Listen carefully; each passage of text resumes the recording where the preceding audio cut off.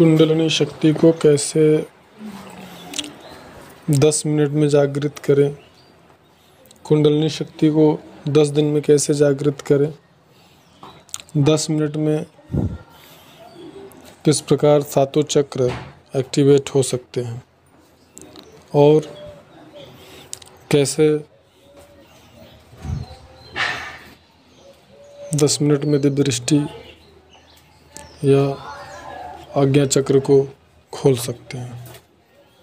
इस प्रकार की तमाम जानकारियाँ आपको सोशल मीडिया पे, यूट्यूब प्लेटफॉर्म या अन्य जो सोशल मीडिया हैं तमाम प्रकार के, वहाँ पे आपको इस प्रकार की तमाम आर्टिकल, तमाम जानकारियाँ देखने को मिल जाएंगी। और लोग, आज की युवा पीढ़ी उधर आकर्षित भी होती है कि इस प्रकार की योग्यताओं से तमाम प्रकार की सिद्धियाँ और शक्तियाँ प्राप्त की जा सकती हैं।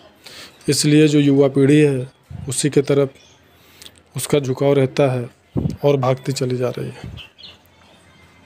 ऐसी दशा में हमें बड़ा ही सावधान और सतर्क रहना है और वास्तविकता से परिचित होना अति अनिवार्य है।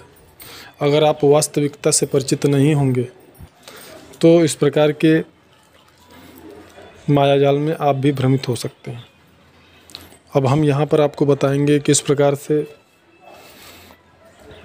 10 मिनट में, 15 मिनट में, एक महीने में, 7 दिन में सातों चक्र एक्टिवेट हो सकते हैं। कई प्रकार की दिव्य शक्तियाँ प्राप्त हो सकती हैं या अथवा कंठ चक्र खुल सकता है या दिव्य दृष्टि प्राप्त की जा सकती है। क्या ये सही है या नहीं? तो हम ये बता दें कि ये सारी जानकारियाँ बिल्कुल भी गलत हैं। हाँ, कुछ दशाओं में ऐसा हो सकता है कि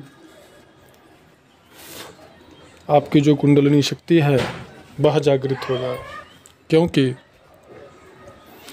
कुंडलिनी शक्ति अगर आपका गुरु अथवा मार्गदर्शक सामर्थ्यशाली है, पावरफुल है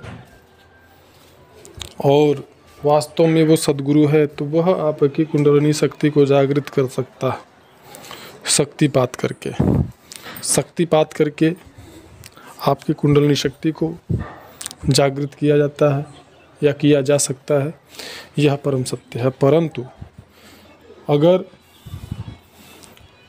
आपका गुरु या मार्गदर्शक सामर्थ्यशाली है और वास्तव में सद्गुरु है, पावरफुल है, तो आपको वह साधना करने के लिए बोलेगा, योग करने के लिए बोलेगा, न कि वो आपकी कुंडलिनी शक्ति को खुद जागृत करने के लिए बोलेगा। जब साधक कठोरता से सभी नियम संयम का पालन करते हुए और सभी प्रकार की नियमों का पालन करते हुए और बड़े ही कठोरता के साथ में जब वो साधना करता है, तो कुछ समय के बाद जब सद्गुरु को यह लगता है, वह निर्णय करता है कि उसकी कुंडलिनी जागरण का समय आ गया है, तो सद्गुरु उसकी कुंडलिनी को शक्तिपात करके, थोड़े ही शक्तिपात करके जागृत कर देता है। लेकिन अगर जो साधक जिसने साधना किया ही नहीं है, वो केवल ये चाहता है कि हमारी कुंडलिनी शक्ति को जागृत कर दिया जाए, तो बहुत ही ज़्यादा मात्रा में शक्तिपात करना पड़ेगा, बहुत ही ज़्यादा मात्रा में योग बल लगाना पड़ेगा और उसके उस योग्यता से संबंधित जितने कर्माशय होंगे उन कर्मों को स्वयं शक्तिपात करने वाले को वहन करना पड़ेगा, तभी जाकर के उसकी कुंडलिनी शक्ति को जागृत किया जा सकता है। और जो कि आजकल के जो साधक हैं या आजकल के जो आजकल के जो गुरु हैं, जो मार्गदर्शक हैं, वह किसी के कर्मों को वहन नहीं करना चाहते हैं। वह स्वयं साधक को ऐसे संस्कार बताते, ऐसे कर्म, ऐसी जो है उनसे कार्य लेते हैं या करने के लिए बोलते हैं जो कठोर परिश्रम से युक्त होते हैं, जिनसे कि उनके कुंडलिनी जागरण में जो कर्म अवरोध डाल सकते हैं उन कर्मों को साधक भोग सके।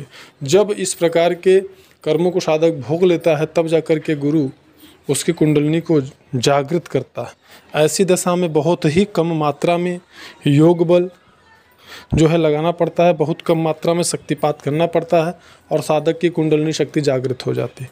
अन्य दूसरा कोई विकल्प नहीं है, कोई भी ऐसा मंत्र नहीं है या कोई भी ऐसा जो है साधन नहीं है, तरीका नहीं है, विधि नहीं है जिसके अंतर्गत किसी भी की कुंडलिनी शक्ति को 10 मिनट में, 7 दिन में, 11 दिन में, 21 दिन में जागृत किया जा सके।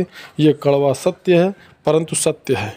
और भ्रम में न रहें, ना ही ऐसे लोगों के झांसे में आए जो आपको इस प्रकार का ज्ञान देते हैं। कुंडलिनी शक्ति को जागृत करने में बड़े बड़े साधकों के, कठोर परिश्रम करने वाले साधकों के पूरी लगभग जीवन ही उनकी व्यतीत हो जाती है और तब कहीं जाकर के कुंडलिनी शक्ति जागृत होती है। तो सावधान रहें, स्वयं अपनी सुरक्षा करें। अगर वीडियो अच्छा लगे तो लाइक करें, शेयर करें, चैनल पर नए हैं तो सब्सक्राइब करें। मिलते हैं नेक्स्ट वीडियो में, तब